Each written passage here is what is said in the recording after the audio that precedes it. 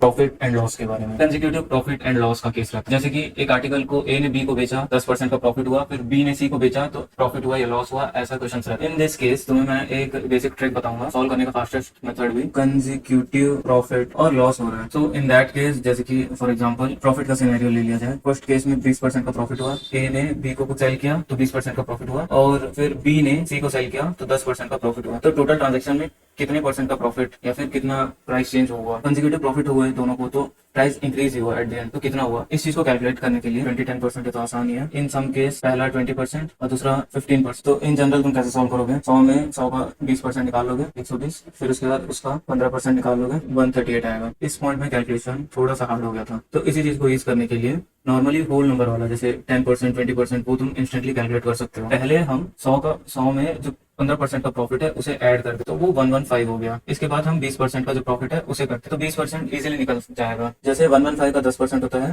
11.5, 20% 23, तो 23 को ऐड कर देंगे 138 एट द एंड। पहले 15 निकाल के फिर 20 निकाले, पहले हार्ड वाले को, जैसे कई बार 15 की जगह 18 भी हो सकता है या 19 भी हो सकता है, वो परसेंट को पहले निकाल के फिर जो 10 से डिविजिबल वाले नंबर से 10, 20, 30, 40% वो सबसे इजीली कैलकुलेट किया जा सकता है। ये तरीके में आसानी होगा कुछ को ये तरीके में, पर मोस्टली प्रीफर करना सेकंड मेथड, जो हार्ड वाला जो परसेंटेज है जो नॉन डिविजिबल बाई 10 कुछ भी हो सकता है, 2, 3, 4, इनफैक्ट 5 भी एक अच्छा नंबर है। 5 10 के बाद इजीली कैलकुलेट होने वाला नंबर है 5 के सीरीज के परसेंटेज। इन सेम वे अगर तुम लॉस को भी कैलकुलेट करना चाहो तो कर सकते हो। ये सिर्फ कंसेक्यूटिव प्रॉफिट और लॉस के केस में ही वर्क करेगा। प्रॉफिट एंड लॉस या लॉस एंड प्रॉफिट हो रहा है तो नहीं होगा वर्क, उसे तुम जिस तरीके से जिस ऑर्डर में परसेंटेज दिया गया है उसी ऑर्डर में तुम्हें कैलकुलेट करना पड़ेगा। तो लॉस का भी एक एग्जांपल ले लेते, 20% लॉस हुआ पहले, फिर 15% लॉस हुआ। तो इन दिस केस अगर पहले 20% को सॉल्व करें 100 में, 20% का लॉस 80, 50% का लॉस विच इज 68। तो कैलकुलेशन में थोड़ा टाइम लगा होगा सेकंड कैलकुलेशन में। अगर हम प्रेफर करते हैं पहले 15% का लॉस लेके फिर 20% वाले को सॉल्व करने का, तो जैसे 100 में 15% का लॉस